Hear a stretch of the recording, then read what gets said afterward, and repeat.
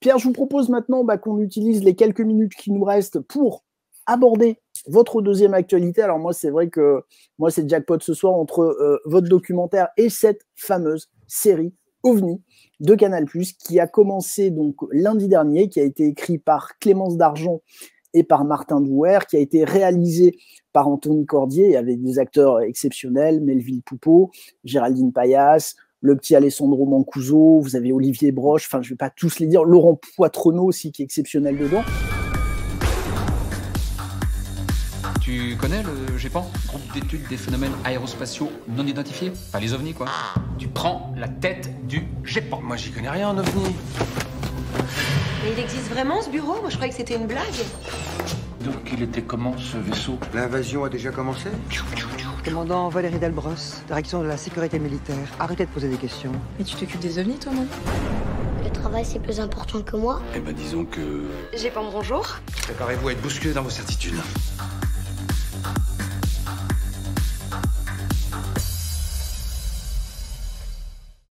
Et Le Figaro vous a demandé d'écrire un papier, et c'est vrai, on est clair, peut-être. Non, en fait, c'est pas moi qui ai écrit le papier, c'est Olivier Delcroix, mais disons qu'on a dialogué, puis on a discuté du contexte, voilà, il a construit un article autour de notre discussion, on va dire, voilà. Bon, alors, je sais que vous avez regardé la série, qu'est-ce que vous en avez pensé, vous? Alors moi, la série, je l'aime beaucoup, je trouve que scénaristiquement, elle est extrêmement bien faite, il y a plein de petits clins d'œil, justement, alors, moi, j'aimerais connaître les décorateurs, parce que je pense que les décorateurs, ils ont bien fait leur boulot, justement. Et je crois qu'ils sont décédés, hein, ils ont trop travaillé, là ils sont, oui. ils sont en asile psychiatrique. Là. En fait, j'ai regardé les 12 épisodes à la suite.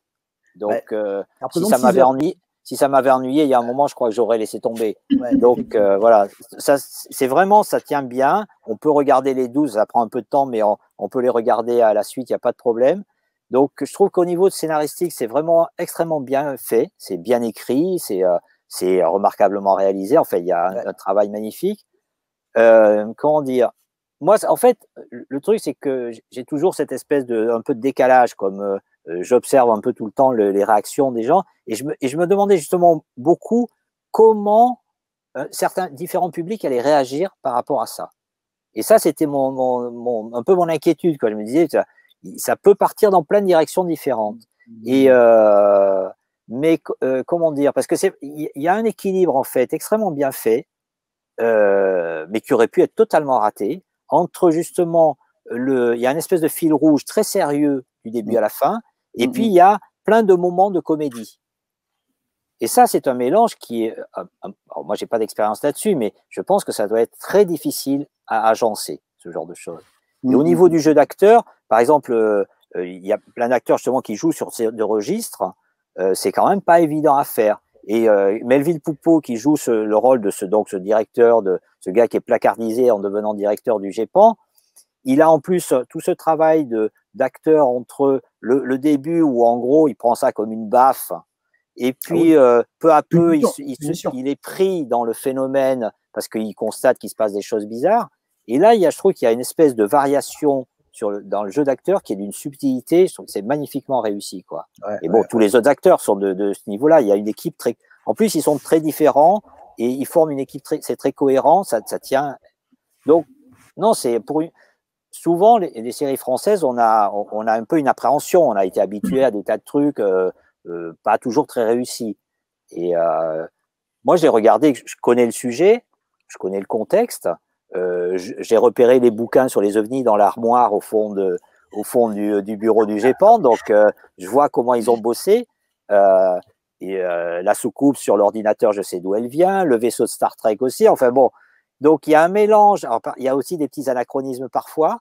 Oui, il y a un mélange très subtil en fait entre le contexte d'époque et des anachronismes qui permettent de raccrocher le spectateur contemporain à cette époque. Et ça, c'est assez. Alors, il peut y avoir des erreurs qui sont glissées, mais l'ensemble reste cohérent. C'est ça qui est amusant. Donc, moi, j'ai bien aimé la série. Voilà. Ouais. Bon, ben voilà. En tout cas, effectivement. Mais bon, de ce que j'entends, c'est quand même une réussite et le public est là et le public est quand même content. Il faut savoir qu'avant la diffusion, le petit monde ufologique était quand même pas trop rassuré, voire carrément hostile.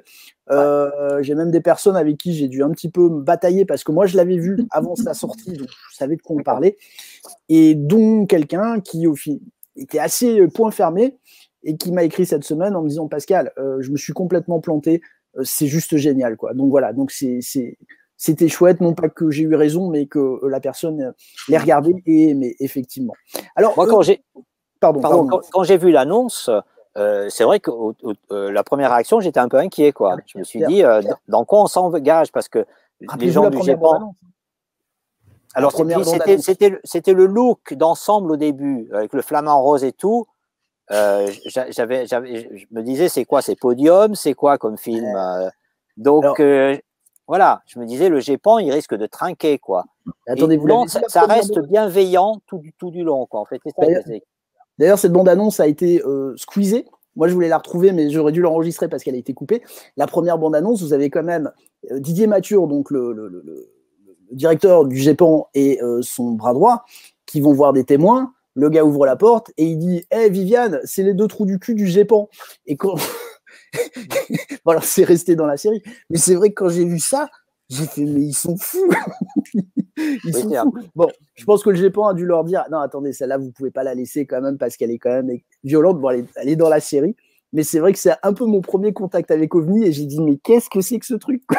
C'est un peu brutal, quoi, oui. C'était violent. Bon, après, celle-là, elle est plus trouvable. Si quelqu'un là, vous me l'envoyez parce qu'elle est collector quand même. D'accord.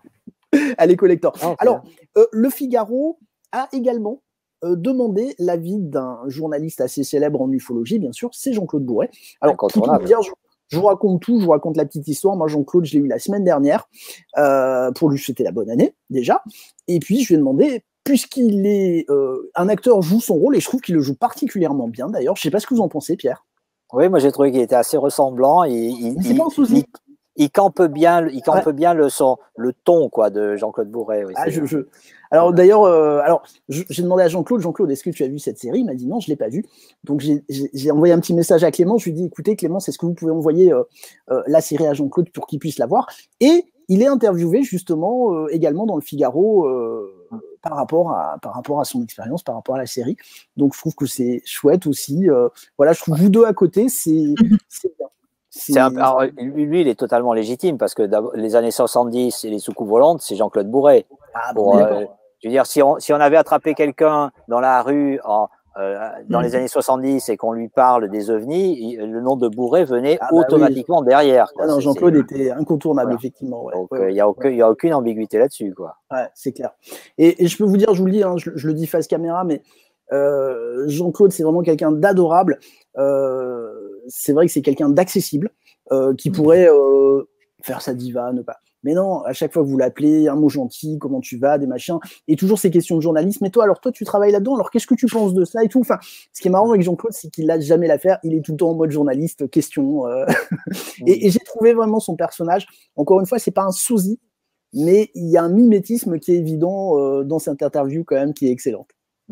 Et il y a un petit aparté d'ailleurs. Récemment, je ne sais pas d'ailleurs qui c'est qui a monté ça. Il y a une chaîne sur YouTube qui s'est montée où on peut trouver l'intégralité des émissions Pas de panique du printemps 74 que Jean-Claude Bourret a fait avec Claude Villers. Ah bah et ça. Le son c'est très bien présenté. Alors il n'y a que du son, il n'y a pas d'image évidemment, mais le son est d'une qualité remarquable. Donc ils ont eu des enregistrements de très bonne qualité. Et il y a toute la série bien rangée. On peut les écouter dans l'ordre qu'on veut, mais on peut suivre. Et vraiment, ça nous replonge. Ces documents étaient très difficiles à trouver. Moi, j'avais des cassettes, mais c'est quand même pas du tout la même chose. Et donc là, on peut se replonger dans toute la série de ces émissions de Bourret, donc dans le cas de Pas de panique de Claude Villers. Et à l'époque, ça a été une rupture parce que c'était la première fois qu'on voyait des émissions qui étaient bienveillantes sur le sujet et qui faisaient intervenir autant de scientifiques qui n'étaient pas des militants rationalistes violemment anti-soucoupe. Donc, ça a été une espèce de tournant. Et d'ailleurs, le 74, c'est le moment où l'ufologie, les groupes d'ufologues privés en France ont explosé, littéralement. Ouais, on est bien d'accord. Là, j'ai pas en tête, effectivement. Donc, on mettra en barre de description, du coup, pour que les gens puissent aller voir. Voilà. Bon, Alors écoutez, vous avez compris, vous avez des choses à voir. Vous avez le documentaire de Pierre, vous avez la série OVNI. Alors sachez aussi que Canal a été sympa, enfin sympa, je sais pas. En tout cas, vous avez le premier épisode en accès libre. Mais enfin, en même temps, c'est un petit peu salaud parce qu'une fois que vous l'avez vu, waouh, vous vous dites c'est un peu court. C'est comme la glace à la fraise, il y en a jamais assez. Donc oui. Donc on se dit parce que encore. Les épisodes font une demi-heure quand même. Une demi-heure. On reste sur sa fin. Au début du premier, on a envie de voir la suite. Oui. Alors sachez aussi qu'on a fait la semaine dernière une interview donc de Clémence et de Martin qui ont été formidables, qui ont été super généreux, qui ont répondu à toutes mes questions, qui nous ont vraiment donné beaucoup d'informations.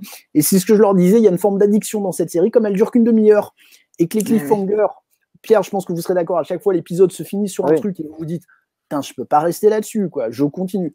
Et puis vous vous retrouvez 1h du matin et vous dites ouais, mais demain ça va être compliqué quand même, donc je vais me coucher. Voilà, ce qui est surprenant, c'est que autant au départ, quand j'ai commencé à voir les photos, le prod, le flamant rose, la boule à facettes, là, j'étais un peu inquiet. La manière dont c'est amené dans chaque épisode, en fait, c'est à la fois surprenant, bizarre, mais totalement cohérent. Donc là-dessus, la réussite est complète, quoi. Non, la réussite est totale. Je vous admets qu'on attend impatiemment la saison 2. Je pense que Clément et Martin, là, à chaque mot qu'ils écrivent, ils doivent se dire où. Ça ne doit pas être évident. Hein, mais en tout cas, on va continuer à les suivre et j'espère qu'on arrivera à grappiller quelques informations pendant l'écriture de la deuxième saison d'Anthony Cordier, des acteurs, pourquoi pas, enfin on va voir ce qu'on peut avoir. Hein. Donc voilà, OVNI, à voir, et très honnêtement, je pense que vous ne serez pas déçus. Point.